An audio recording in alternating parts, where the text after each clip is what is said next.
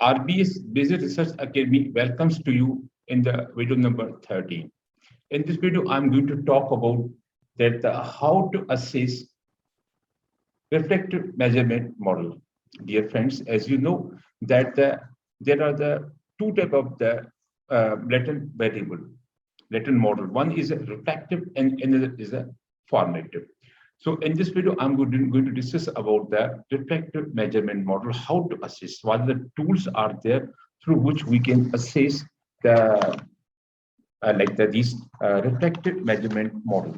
So basically, there are the four tools are there. First one is the internal consistency, and second one is the indicator reliability, convergent validity, and the discriminant validity. So in this one, these four I'm going to discuss. My name is Dr. Raimberg Sumru, and I'm from Shahidi University, Pakistan. Dear friends, as you're looking here, that majorly we divide the structural smart PLS model into the two parts. One is a structural, and another is a measurement model. So we're talking right now about the measurement model, and there are two types of the measurement model: reflective and the formative. My videos are available on the reflective as well as on the formative. If you have a time, please go and watch those one. But right now, I'm talking how to assess the reflective measurement model. So these four tools already I have told you. Let's start our discussion. So this is a pretty clean interface of the Smart PLS is available. And right now, I'm working on the Smart PLS version 3.33. Okay, so in this one already I have a one model. So I'm going to open it. Okay, so in this one, this is about the factors influencing on the restaurant selection. So when we are going to select the restaurant for our eating purpose, what are the factors normally we consider? So for this model, total records are 257 records are there, and all these are indicators in this one. All these indicators are there. So now this model is out of the domain. So now I need to zoom it out as all the models should be visible on the screen. So now all the models are visible right now. So now I'm going to work on that one. How to work? First of all, we are required to apply the algorithm. How to apply algorithm? Very simple. Just go into calculate. And here the PLS algorithm. I'm repeating again, with the PLS algorithm option you can choose when you are only working on the formative. But if you have to work on the reflective, then the consistent PLS algorithm is the right option. And when there's a combination of the reflective and the formative, again in this situation, the consistent PLS algorithm is the right option. So that's why I'm choosing this one because all these written variables are reflective. Okay, so that's why I have chosen this one. So when you are going to open it up, that some of the options are already available are available to you. First of all, partial least square. In this one, three options are there: centroid, factor, and path. So path is a by default all. So I also suggest you to choose the path because here we are going to check the path, the impact of the one path on another path. And even though there is a very negligible difference between among the results of the centroid approach, factor approach, and the path approach. The one benefit of the path approach is that it always tries to maximize the R square of the endogenous. So that's why it is a good option to choose it. And there is a maximum iteration. I think this default is good 300 and the 7. So now what are the default are? These are good options for us. And then here, open full report, always choose this one, full report, and this way that the full report will be available to you. And then what? Close the calculation dialog was that this calculation dialog will be closed and the probability results will not be appear. So now if you want to close it, just press it. And if you want to read more about all these options, then press this button and you can read more about all these but in your free time. But right now I'm clicking start calculations. So now it's very quick in calculating the calculations. So now after calculating, the results are before us. Okay, so here if you're seeing data, these are the results. So in this result, if you compare this one with the same option like hyperlinks which are available in the Smart PLS version 2, some of the here we are looking. So some of the different things are like the correction C is not available here. and the model fit is also not available here, and some other options. So that's why now see that in the latest version they are providing some more options which are not available in the previous versions of the same software. Okay, so now we are starting our thing. So first of all, first thing we have to check, that's about the stop criterion changes. So that's, I think, important. So now here we are going to check the convergence. Either the the convergence has occurred or not occurred. Normally, at the default of the 300 iteration, the convergence occur in the 99.99 cases. That means most of the time it happens. But if sometimes it is not happening, if the variable are not being converged, the problem is with your data. Okay, so now probably you may be required to correct again your data.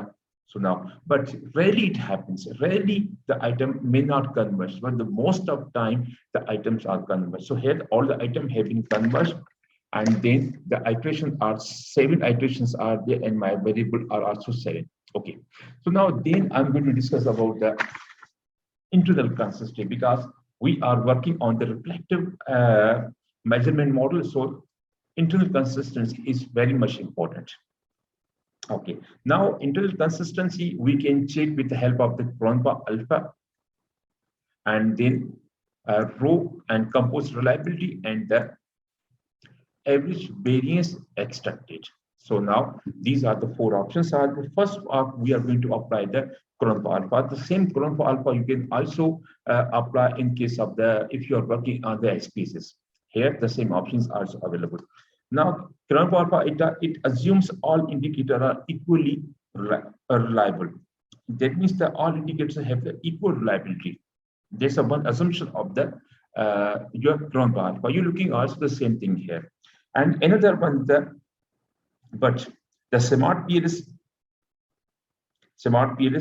prioritize the indicators according to their individual reliability. So that's the difference between the Cronpa alpha and the smart PLS. Another issue with the Cronpa alpha is it is a sensitive to the number of the items or number of the indicators. If any construct, if the indicators number of indicators is very high, it means that always you will find the Cronpa alpha will be more than the benchmark. The benchmark is a 0.7. Most of the time you see that the level is more than the 0.7.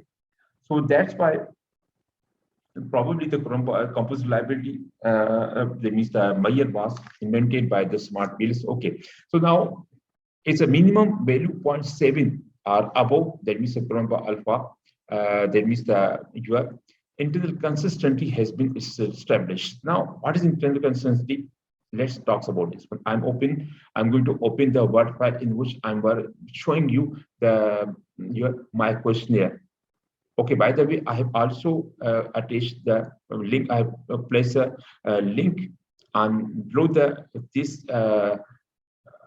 video where you can download this one, and you have you can check it out.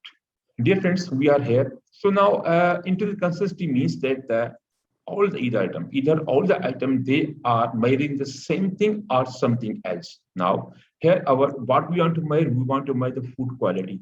Do you think all these questions the statements are there, they are measuring the food quality or something else? If they are measuring the food quality, all these ones, that means that internal consistency has been established.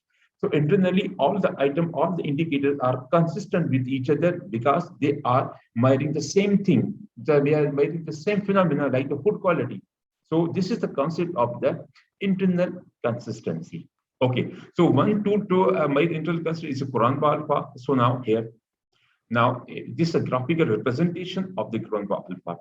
So the beauty of the smart PLS is that it provides the benchmark. You are not required to remember the benchmark. Now this is a benchmark 0.7. If the value of any construct is more than 0.7 or more than 0.7, that means that internally that construct is like the consistent. So now all in the green color, that means all our constructs are internally consistent with each other.